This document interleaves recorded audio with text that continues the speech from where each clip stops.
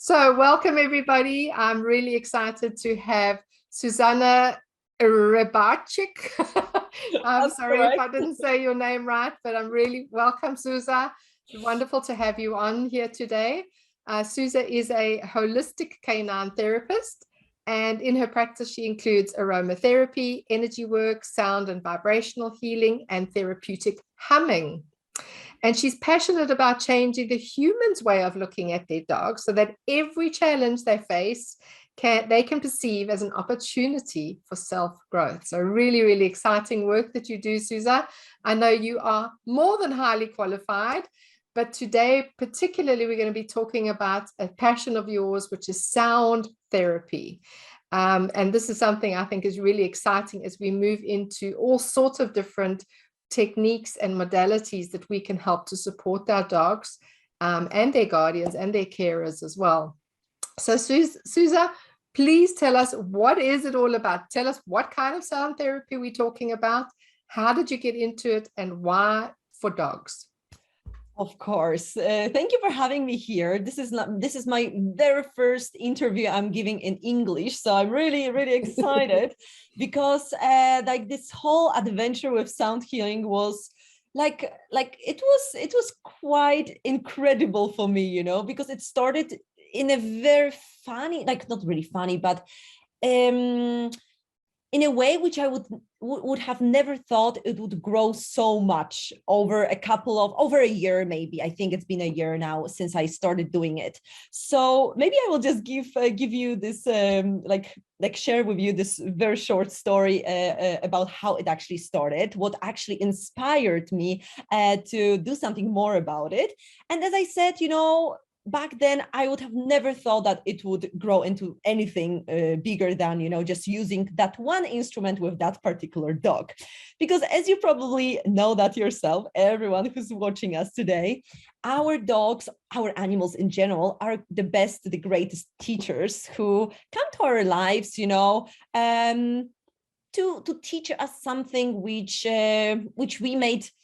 we might have forgotten about, or we might have never thought about that it's actually important in our lives, which are here to guide us in a certain direction, which we think that it's actually not really our path, but which turns out to be our path in the end. So in my case, it was not my dog who guided me. To do what I'm doing right now, but it was a dog I used to take care of.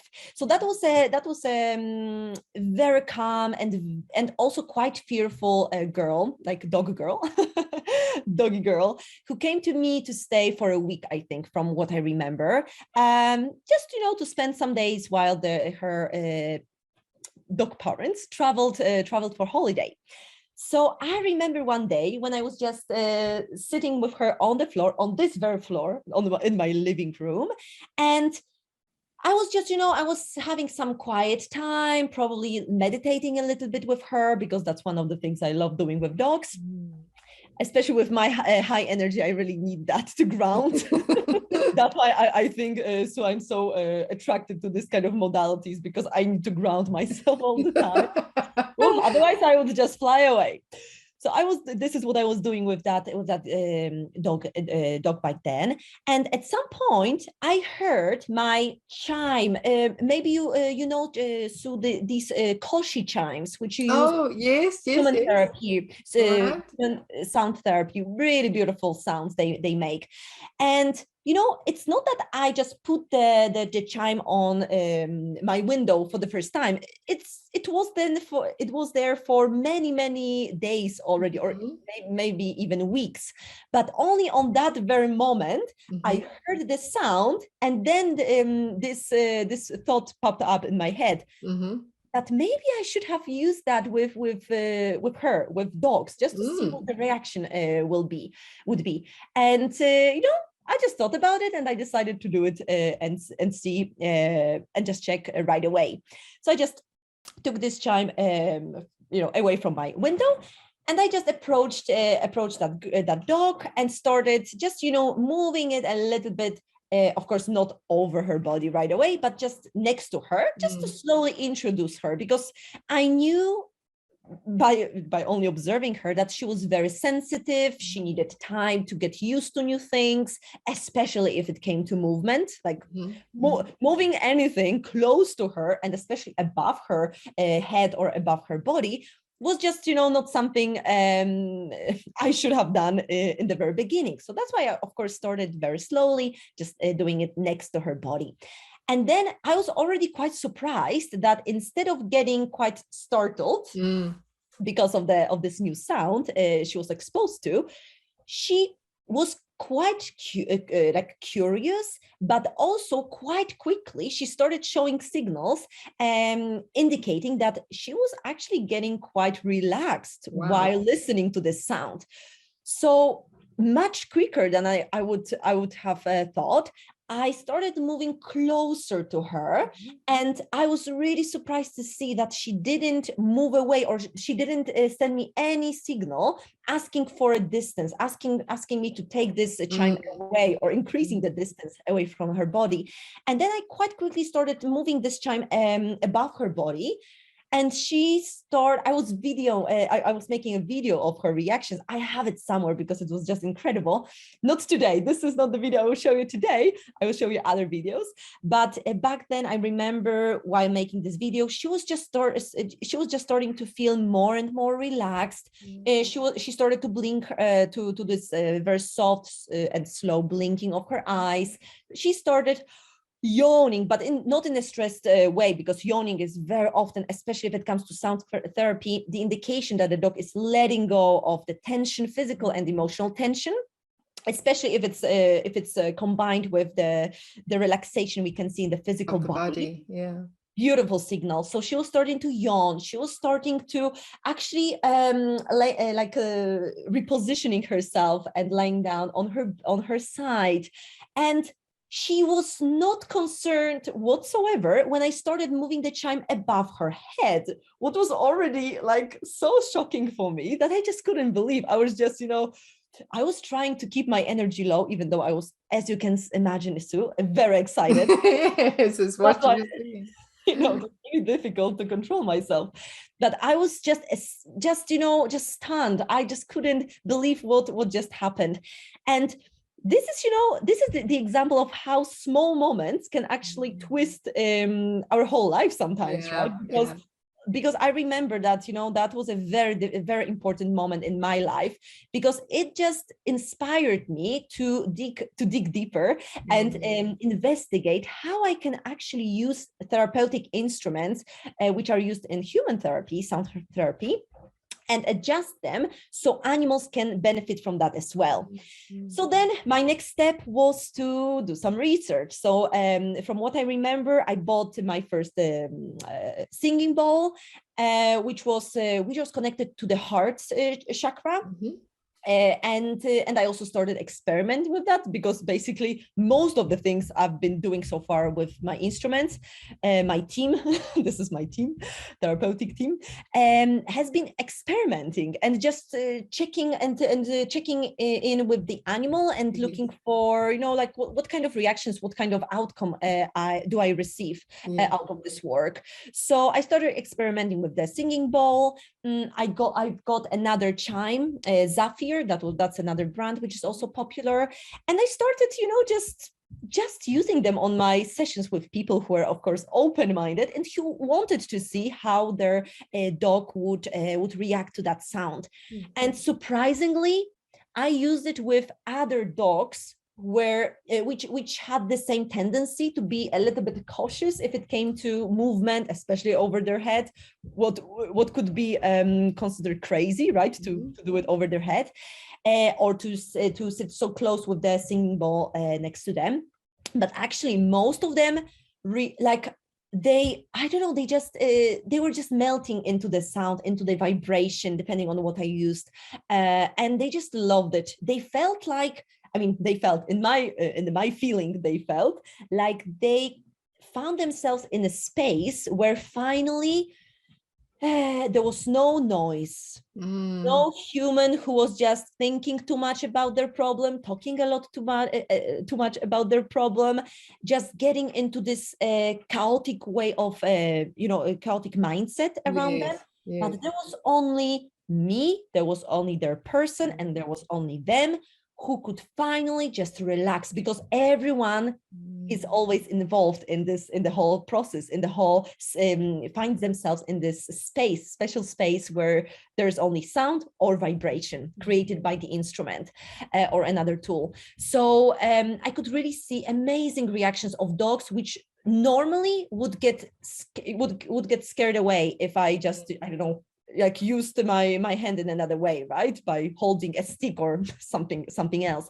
But also what I found really important is to use the right intention with which we use these tools. So that's been also very, very helpful for me to learn and experiment with my own like preparation, let's say, like this intentional and emotional preparation to the whole sound therapy session.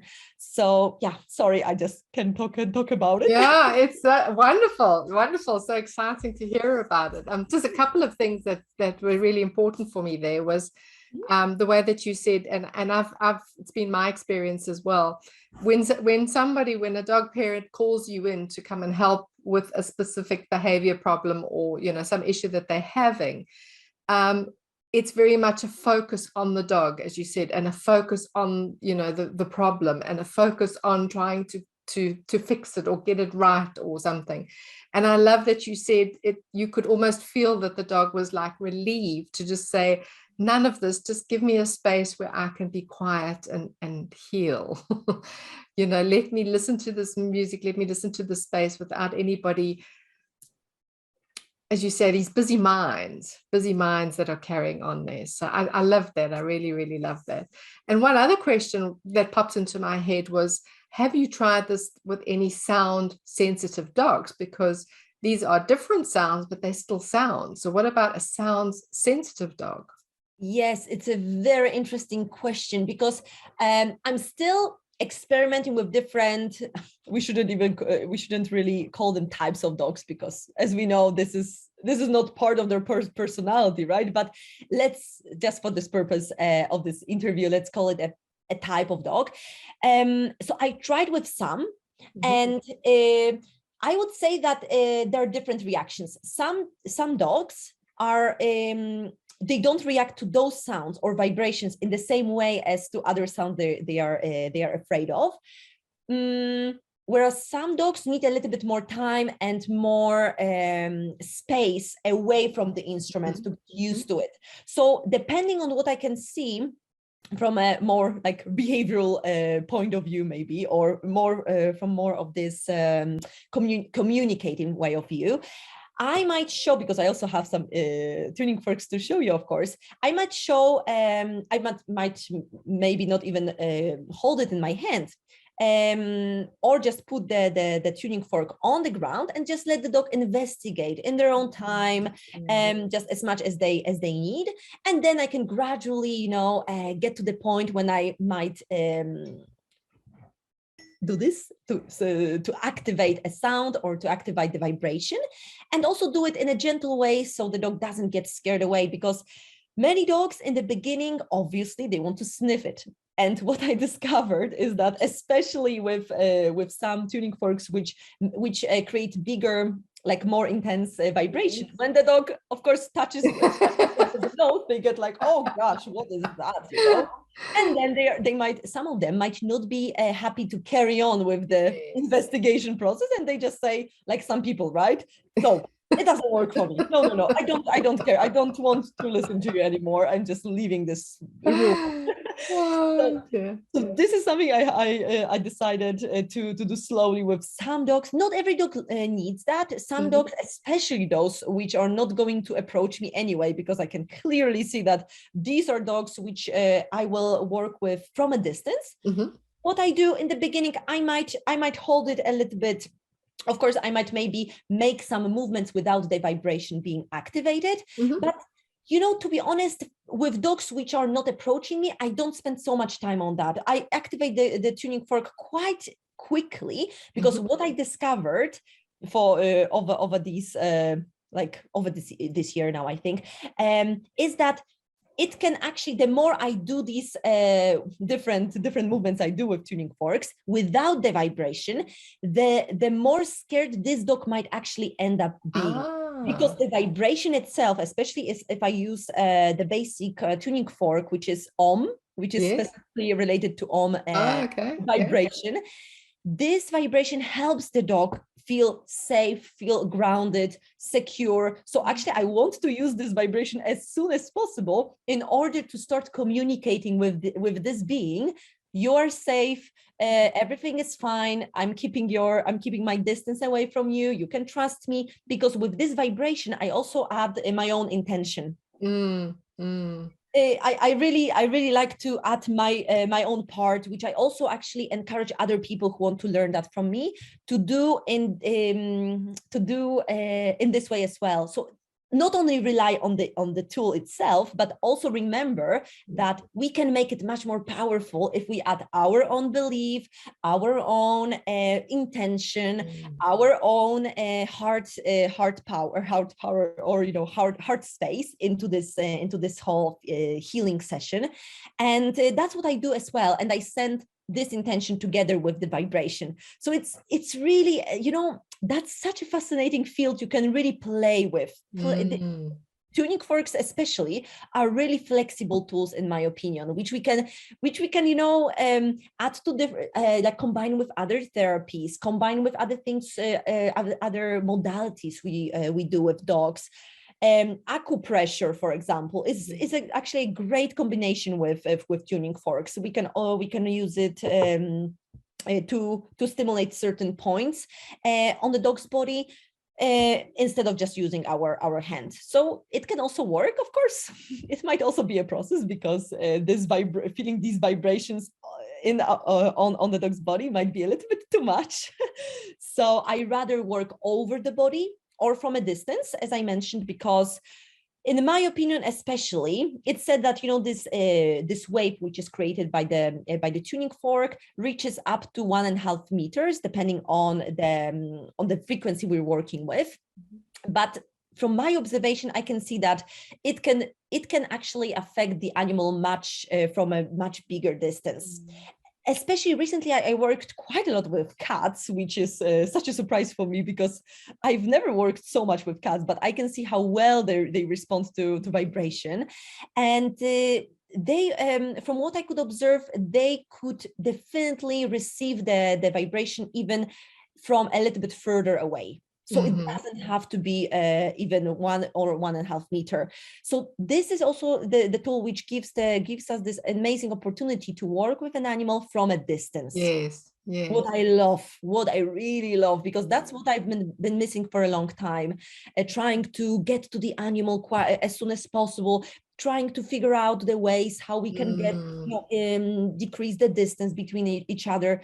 But it didn't work, because there was so much pressure between like in my approach, that of course the dog didn't want to open up to that.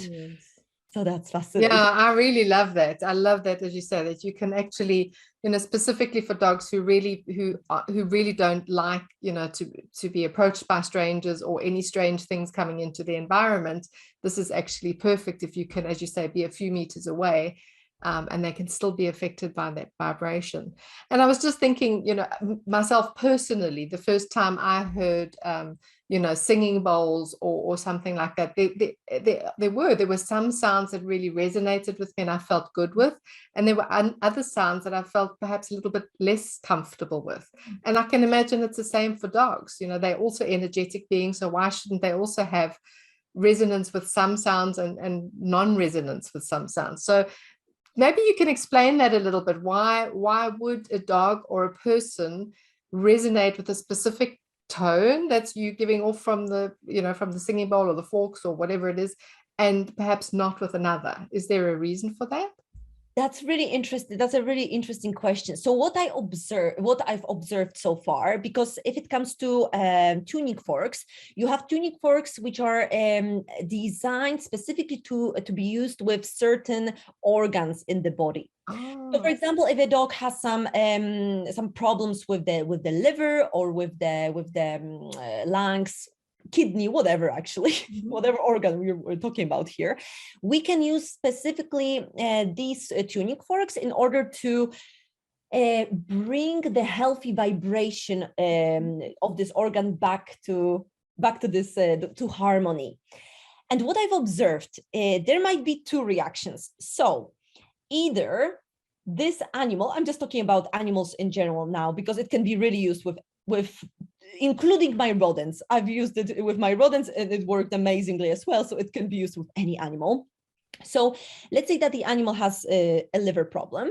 And the first reaction might be that once we use the liver tuning fork, the animal might feel like, let's say, sink into this vibration and feel a relief, because the sensation which this tuning fork gives the animal create more like peace and, you know, just feeling of feeling comfortable with this vibration, because this is the vibration which is intended to heal this organ.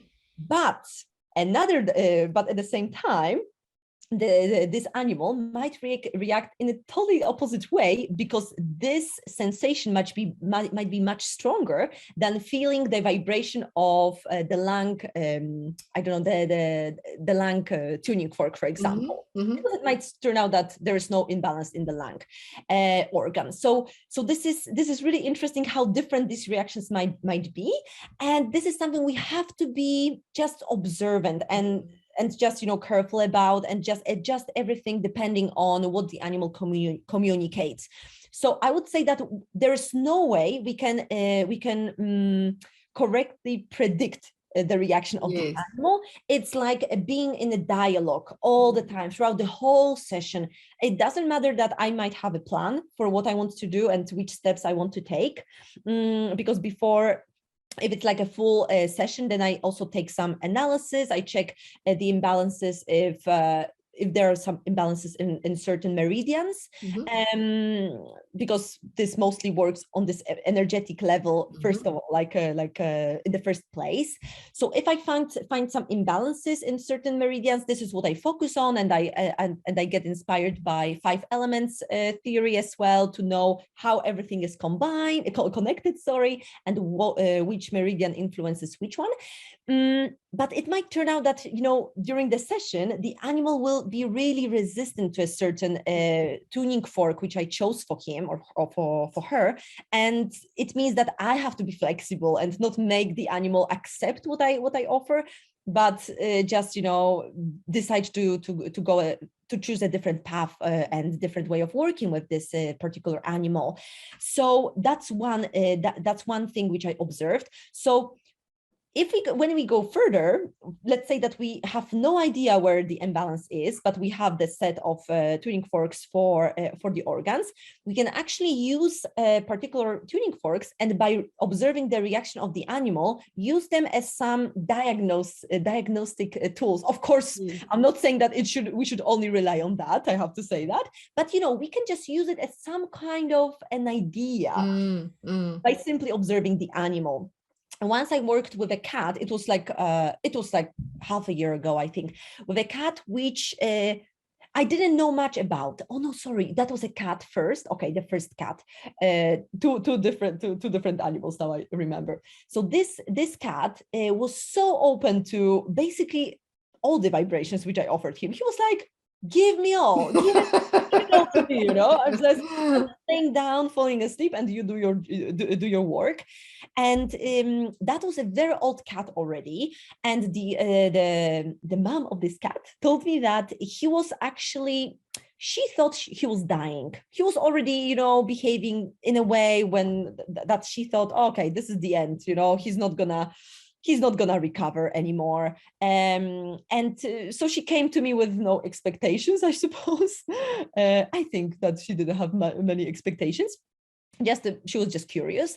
And actually, after this one session, it's not always like that, but that was like a very like miracle session. After this one session, he completely changed, and he came back to doing things which he normally did when he was younger. So she was like amazed by that, because she was kind of accepting that he's already ready to go. Yeah. So I was really, and the thing is, I had no idea what I was doing, because as I mentioned, really, I was like, I'm really working mostly with these tools, using my intuition and just, being guided by higher force and by my guides. I just let them guide my hand and sometimes choose the tuning forks, which they think they are the best, and I'm just I'm just the connector between those two worlds. Yeah. So that's what I did with that cat, and it worked amazingly. Another dog, what was super interesting, and another dog, that was a cat, and then there was a dog. That dog, I didn't know much about. I didn't know what kind of health issues he had.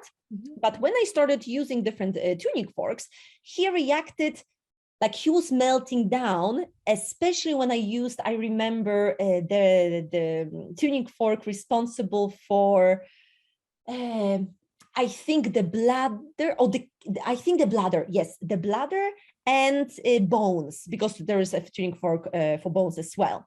What turned out was, after I've noticed that, what turned out, the carer of this dog told me that this dog has problems with teeth and with bladder stones. So that was amazing, because I really didn't know. I just noticed the reaction that, especially with these tuning forks, this dog is just getting so much more relaxed. And this is what she told me. Another interesting thing was that to find this connection between bones and the bladder meridian, which in Chinese medicine is connected as well and affect each other. So that was something I could see in real life, that would just, kept me going. Yeah. I could really see the reaction. Then, of course, I had a cat which didn't want to have anything to do with what I offered. Really, just to give you another idea, of course, that it is also possible, because the environment itself was just too overwhelming. So we always have to remember with these kind of tools, which kind of invite the animal to go into the space, which might be scary in the beginning. Yeah. It's not that, I'm coming with my amazing tuning fork, like you're an angel flying, flying high, and everything will be perfect. Some animal will tell you, because animals don't care. That's what I love. They're just honest. I don't care what you think for me. I will not try to be nice to you. I'm just telling you, I'm not ready. I just don't want to do, or I don't want to explore this space which you're inviting me in, right? So that's definitely the animals I have met as well. And for me, that's always information.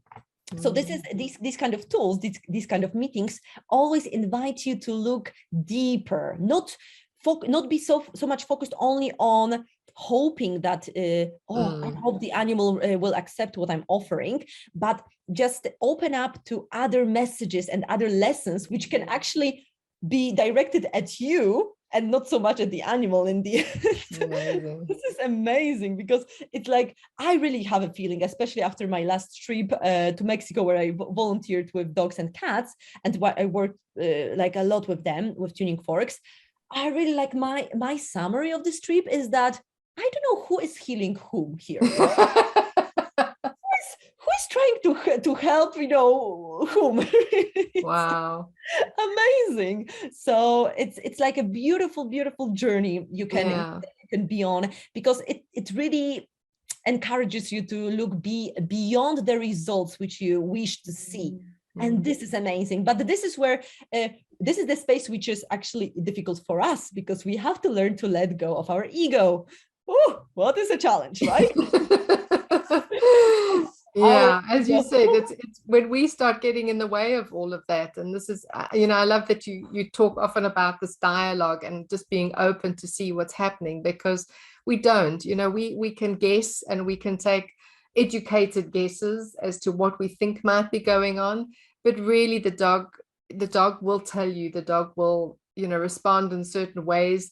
You obviously we are trained to read body language. We're trained to intuitively take information from them, or let them direct us, etc. But as you said, just opening up that conversation, and just it's a conversation, and saying, let's see, let's see where this goes, and let's see how we can help each other. Yes, help each other. Yeah. Exactly. I really think that we should how to say that that a very important role in the whole process, like whatever therapy we do, I think, is not to feel that we are professionals here and we know the best.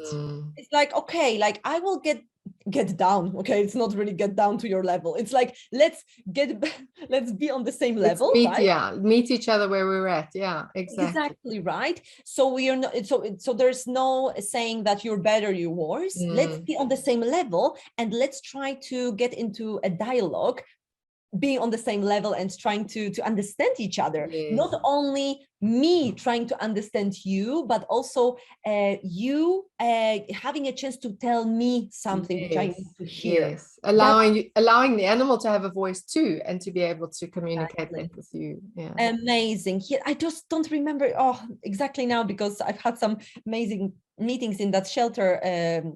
For the last weeks, but there was, I remember there was, that was a cat. I think that was a cat which who I worked with, and in the end, I really had a feeling that it's like I really thought this cat needed help and needed healing, but in the end, I was the only one. I felt in the end, like I got a message that this cat doesn't want to have any form of healing, because he thought that everything is okay. Everything was okay with him. you feel And fine. exactly, it's like, no, it's like maybe you see a problem, but not me, not whatsoever. And I got more messages towards me. And at the same time, not really feeling more encouraged to work more with that cat. I mean, in a way that, I felt that he needed really my help. Yeah. So it's like, okay, wow. Again, like another lesson that sometimes we get back to feeling better again, and we get back to feeling that, oh yeah, I'm a human, I have these tools, so I'm pretty sure I know the best how I can help, right? Yeah. And I think it's sure that is such a powerful message, Zuza, and I think something really that we need to start digging deeper into, that wanting, that wishing, or that thinking that we know better, we know our dogs, we know what to do, we know what they want, and just going in there and saying, come on, let me try this, let me try that. Whereas yeah, exciting. I really, really think it's wonderful. I believe you have some videos that you want to show us. Do you want to share your screen and show some of the videos? Of course, let me just open them, because I prepared, as I mentioned in the beginning, I prepared some short videos just to show you the reaction and a little bit of the way I work with these tuning forks. I use here on these videos, I use different kind of them. So we'll start with those two. Okay, we don't need the sound actually, because if it comes to tuning forks, in most cases, we don't really hear the sound. It really depends on the frequency the tuning fork has. But basically, if the vibration, if the frequency is really low, like 90 hertz, for example, I mean, when I activate it, I don't hear it from here, for example. I don't hear it. I hear it only here. Of course, the animals, this is a different story. But if it comes to people, we don't really hear such low frequencies. Of course, the higher it gets, the easier it is to hear. But it's mostly about the vibration anyway. So here, I know it looks very weird with those three. This is a special combination of different forms of different forms of ohm vibration, which we can use all together. And this is the reaction of two, we could say, reactive dogs. Normally, they are also reactive to sound. So this is a perfect example of how these dogs reacted to those tuning forks. Those tuning forks, they heard for the first time. I mean, heard or felt, because I'm not 100% sure what the animal reacts to specifically. No idea. I can only imagine. I really think that it's mostly feeling. It's rather feeling than hearing. Plus, I also believe that the vibration is so strong that it doesn't matter. It's like it kind of overrides the fact that this new person holds something new in her hand. So it's like, okay, you're a new person, you're holding something very weird looking in your hand. but you know, this what this does to me feels feels so good. good. Yeah. I don't care anymore about that. This is my observation, you know, about that. So it's just really interesting. So here I have those, yeah, let me see how I can do it now, because these are really short. Okay, let me just open the next one. Let me see which one I have here. I have to see, because, you know, I have so many videos now. Okay, here I have the example how I actually use it, because here I was just holding these tuning forks in a specific way, but very often, if I see that once I'm holding the tuning forks and the animal doesn't seem like startled by that, then I start moving them, because I also discovered that by moving them, in a spiral movement or in the infinity sign, movement, the forks, then the reaction is much better as well. Like there's much more melting and just, you know, getting more pleasure, I think, out of the vibration when we start moving it like I'm doing now, for example. So there is a certain change, very subtle difference between just holding the tuning forks and moving them around. And as I mentioned, I like to add specific symbols, or even I started to, that's also some message which came to me, to use specific healing codes, which also like come to me intuitively, which are helpful for this particular animal. So we can do it in many forms, I would say. So in this case, I wanted to show you how I use it in a moving form. Okay, let's see the next one, because I think I have to just, you know, open, close, and no worries. that's why it's a little bit more complicated. Okay, here is another dog I worked with a little bit in the shelter. In this case, you know, this dog had to be in the crate. Of course, the perfect solution is when the animal has the opportunity to move away, to really tell us, okay, I don't want that, or it's too close. But in this case, I really didn't have another option. Plus, you know, if I can see that the animal reacts well, then I can actually work in a small like confinement as well. Yeah, so so she actually Wow. some dogs really, because I activated before the tuning fork, so some dogs already react to activation. And this is, you know, how I also move. This is also at the the basic tuning fork we use, but in a different, like it's made of a different material. That's why you can, you know, you see that it looks a little bit different. It has those things, you know, and at the end it actually helps the wave to be longer, so we can use it much for a longer period of time without activating it again. Okay, so that's what the purpose is, right? Exactly, because here you see two different tuning forks. They might have the same vibration, like the same frequency, but this one will finish vibrating much quicker than this one, because of the ending. I see. So that sort of holds the vibration for a longer period. Exactly. Okay. Exactly. So that's why this one might be better, but you know, yeah, actually it doesn't really matter. It's like, it's of course better to have a longer wave, because then we don't have to activate it all over again. And of course, I can see that animals get used to us moving the hand away, activating it again. But in the beginning, some are quite suspicious. It's like, okay, it was nice, but now you're moving it away. So they lay down and they put their head up again. Yes. So this is quite individual, but yeah, that's why.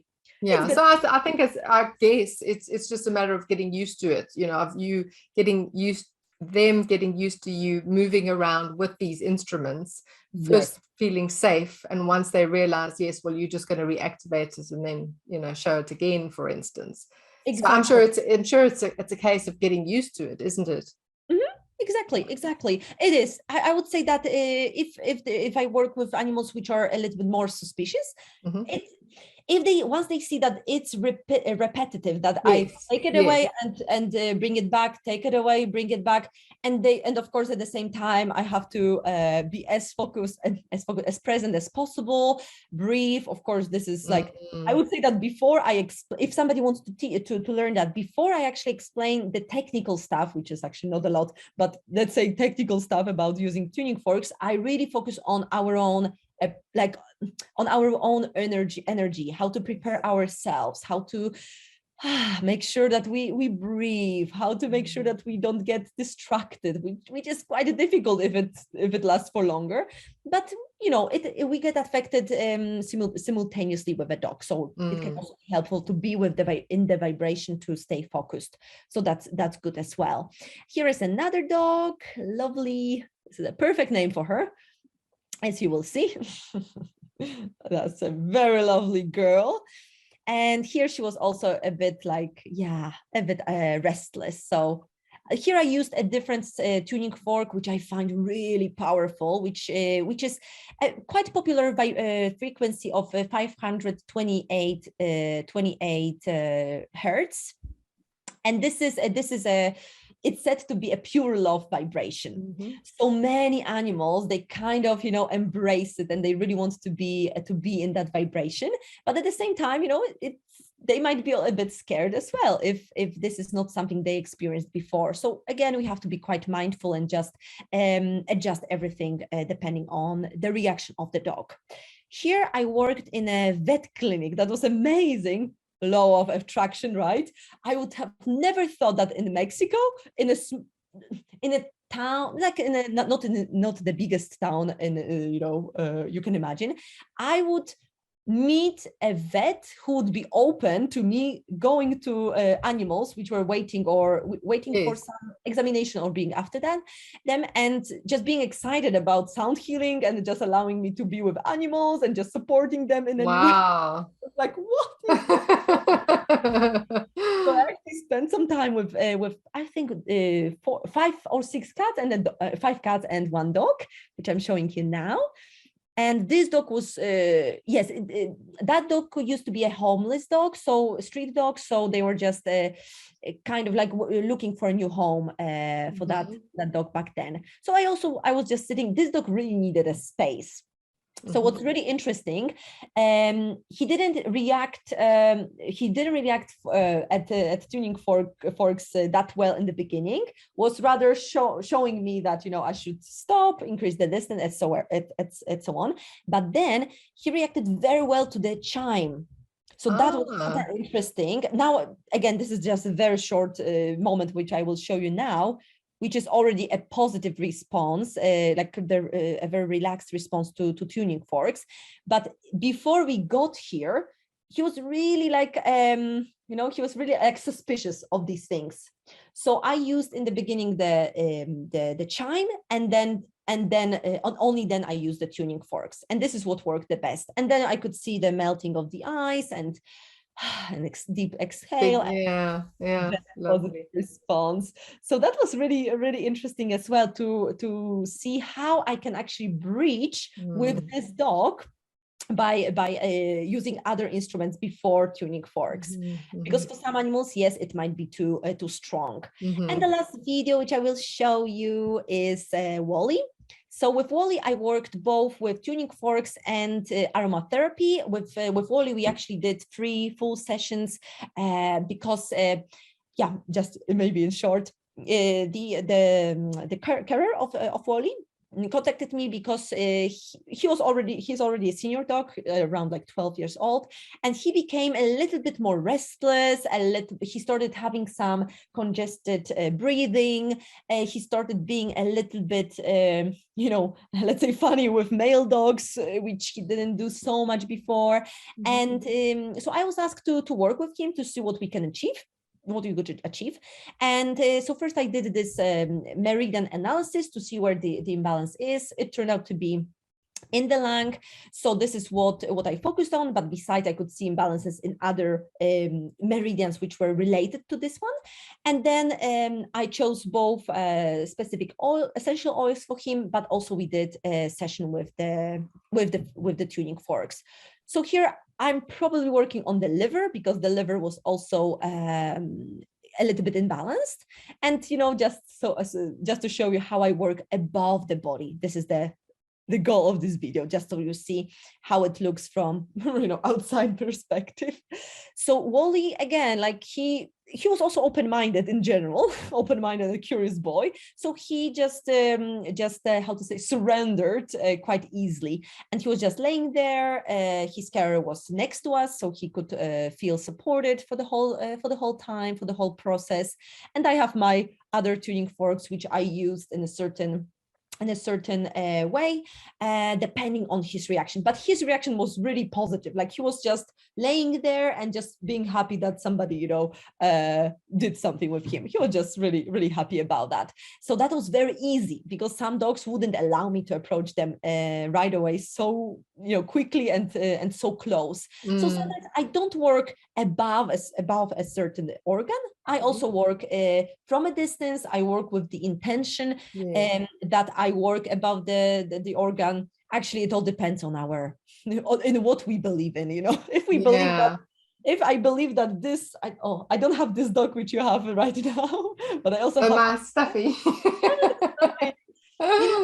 If I imagine that this Stuffy is Wally, which kind of seems similar in terms of colors, then this is Wally, and this is unlimited. And so you can actually work, as you say, like on a surrogate, like an energetic distance. Yes, this is something I'm still experimenting with. I mean, I did some sessions with people and their dogs, and I asked them for the reactions, like to tell me what the reaction is.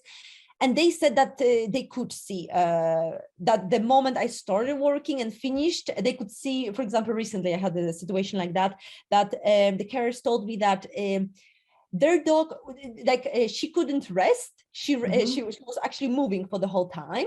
But once I finished, in the very moment I finished, she actually laid down. And they could see that she's been processing in her own way for the whole session, for the whole time I was working on her. But that's something I'm still working on. With tuning forks, I either prefer to teach the owner how to do it, even without having a lot of tuning forks, because to be honest, having just can actually do the work. And we can, especially if you want to work on relationship, trust, and relaxation, this is the tuning fork to go for. We can already do a lot.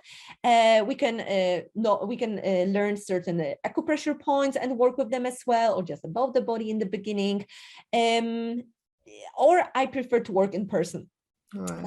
Because that's amazing. So that brings me on to my next question then. So Zuza, what you obviously work one-to-one, you work with clients even online, as you say, and you also I believe have a course coming up, or where you can teach people how to use the tuning forks for their own dogs or on their own dogs. Is that correct? Yes, exactly. So quite soon, actually, together with my friend who also works with both Reiki and sound healing with animals from Germany, we are releasing a course about. For now, it's called Animal Sound and Vibration Healing Course. But we're also going to talk about energy, and she's gonna cover the energetic part, the Reiki part of the course, and there we will teach people how to use both tuning forks and other instruments like singing bowls and chimes, therapeutic instruments, basically. Just in their daily life with their dogs. So that's the goal of the course. Yes.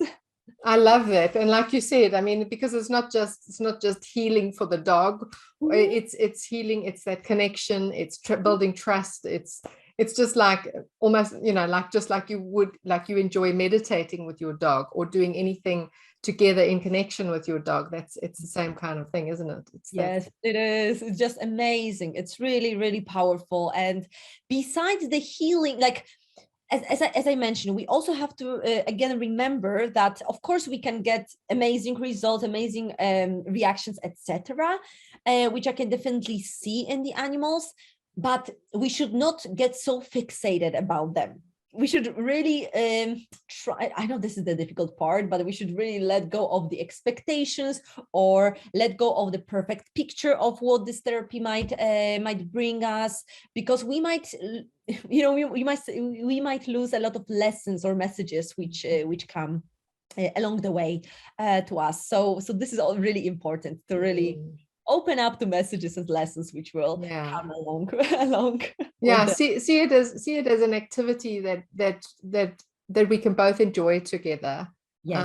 And that can, as you say, open up communication, open up a dialogue, and just learning to be with each other in a very special energetic space, as it were, as opposed to, and then let whatever shifts and healing happen if they're intended to, and if they're not, then they're not. You know, that's just, you're still getting that benefit of being with your dog in that way.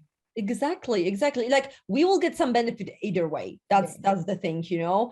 Sometimes, of course, it might take, because the thing is, in Wally's case, for example, like the carer could see how it impacted his behavior, his reaction. So because very often people ask me, okay, like, how can it influence my dog long term, or so, but in the end, or in the end, how can it influence his behavior, right? The thing is, we never know in this kind of therapy. We never know what the result will be, because we don't know what this particular animal actually will take out of this therapy. Maybe it will not be about changing the behavior, but about something else. Maybe about, like you said, maybe it's about helping him to balance his body, or, you know, a specific organ or something. Or it's about actually attracting this particular sound healing therapist, so the person of the dog can finally stop and use some kind of therapy also for herself, right? Yeah, exactly. As the cat, right? It's like, okay, you think you need to help me, but no, I actually attracted you, so I can tell you something that you need to hear. We never know. It's unbelievable. It's like a space, like this amazing space with a lot of information, with and opportunities which we both can benefit from, and that's what I find really fascinating. We never know. We just have to stay open and curious, and exactly, what's the best approach to this? My motto: stay open and curious, and never stop asking questions. Oh, I love it. I love it. I think this is the key, to be honest, to live like a fulfilled life, to really always stay curious and open. Because if we lose these two traits, oh gosh, I think we lose everything. Honestly, we just shut down many doors. Exactly. How can we really discover magic? You know, it's like exactly. Oh, Zuza, well, this has been such a wonderful conversation, and I'm really excited to learn more and to follow you and see the work that you're doing. And I look forward to the more details of your course. Below this video, I will be putting Zuza's her contact details for her website and her Facebook page and YouTube channel. I know you've got some lovely videos on your YouTube channel, so people can check those out. And let's stay tuned, and I look forward to following this journey with you. And thank you very much for your time and for sharing your special healing connection, opening, energy inspiring tools with us today. So thank you. I think I hope I will also be inspiration for people like me who are considered reactive people, because many people are surprised, how can she do something what's calming for dogs? But the thing is, you can really learn to switch in the moment when you are to be calm and grounded. It is possible to do it, you know. I think I'm not gonna change who I am, and I'm not really planning to. That's why I really have to. It was more difficult for me, of course, to find ways to really ground myself and just, you know, like lower my like energy level a little bit, so I can be with an animal in this special space. And so if anyone who's watching today is the same like me, you know, I can tell you that it is possible. So it doesn't have to mean that you have to change completely. You just have to learn how to do it. Well, I think it's, listen, anything that can help us ourselves, you know, tools. I always help my clients with what I call a balance toolkit. so that everybody has their own toolkit of things that they can reach out to at any time and help them to feel grounded and centered and balanced, because that's exactly what we need. When we are feeling too out of ourselves, or something stressful, or we're too much in our thoughts, or have these worry thoughts going, we need to be able to bring ourselves to center. And something like the breath work, etc., is obviously really helpful. But for me, things like the essential oils and grounding techniques like sound therapy, etc., for me are vital. We should all have those tools. I love this idea. Wonderful. It's really interesting. Yes, it is really important. That's true. So thank you so much. I'm really happy I could share my little experience with you, and hopefully some of you will get inspired to learn more. I'm sure. I'm certainly inspired to learn more. Can't wait to hear about it. Okay, so Zuza, thank you again. Thank you. Wonderful. We'll see you around in the Facebook group, and have a lovely evening. Thank you. You too. Bye bye.